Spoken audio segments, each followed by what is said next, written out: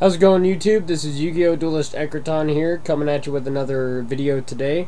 I figured I'd go ahead and do another deck profile since I know it's been quite a while, at least a couple months or so since I've done one. I've just been too damn lazy to get off my ass and actually think of what to do next. So I figured out of boredom I'd go ahead and give a deck profile on my Gladiator Beast deck, which has actually won me a couple local tournaments here.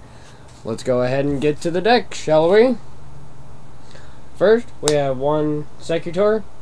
He's only good in one. I still find him really good. He's not good in 2s or 3s, and if you're going to run more than one, you're a bad player and should never play Gladiator Beast. Ever.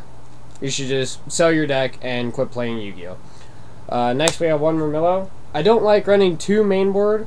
Every time I've ran 2 mainboard, he's always ended up in my hand in 2s, never in 1s. I actually sideboard the other one. I just personally find one Murmillo to do the job quite well on his own. Kind of the same with Red Iari. He's still really good this format, getting rid of certain pesky cards. But I wouldn't run more than one personally. If you want to run more than one, go for it. But one suits me just fine. One Bestiari. Double Akest. Double Darius.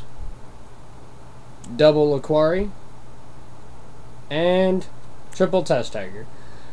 Some of you might be thinking, well, why are you running Test Tiger? Test Tiger's bad this format, what with Royal Oppression and Effect Veiler and Solemn Warning. I still find Test Tiger to be really good. So far I haven't run into a warning play when I've done Test Tiger. Normally because I True Nade or I end up MSTing it, which is purely by luck, but I still find Test Tiger to be a really good card for Gladiator Beasts. And it's good for getting that quick Heraclinos also. I guess pretty much with this card it just depends on player preference, really.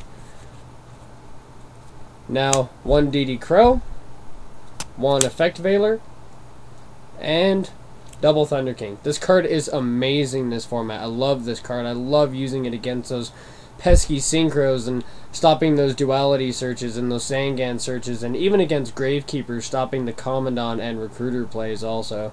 Just an all-around amazing card, this format. That's it for the monsters.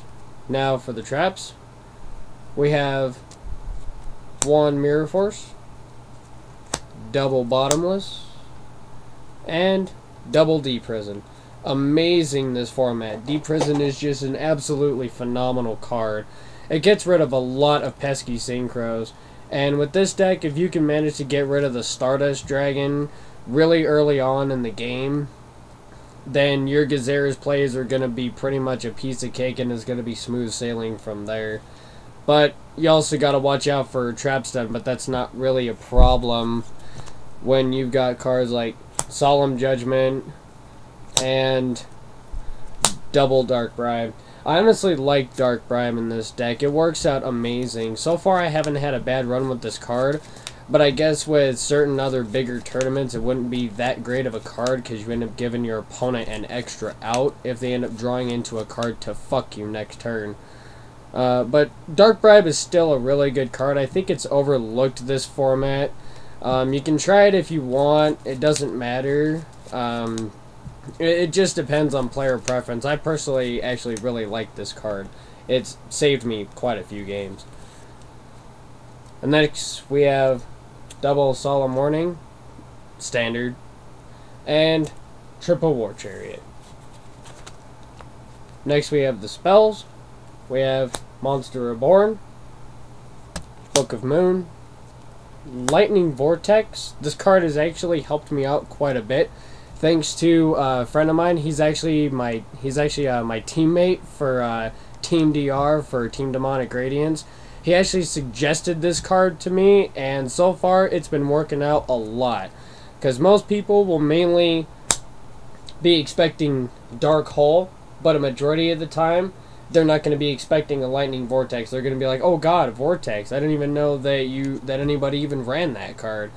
It's actually a really good card for getting rid of certain cards in your hand, like Dead Scooter, or Dead Secutor, or even a Dead Murmillo, and then just Darius it that same turn if you want. Then we have Giant Trunade, 1 Shrink. This card has actually done really, really well for me. I love this card, especially even though Forbidden Lance is still really good, but Shrink has actually seemed to do the trick for me. Gets rid of some of those bigger creatures like Darkness Metals and Scrap Dragons, and even Stardust Dragon has fallen victim to this card.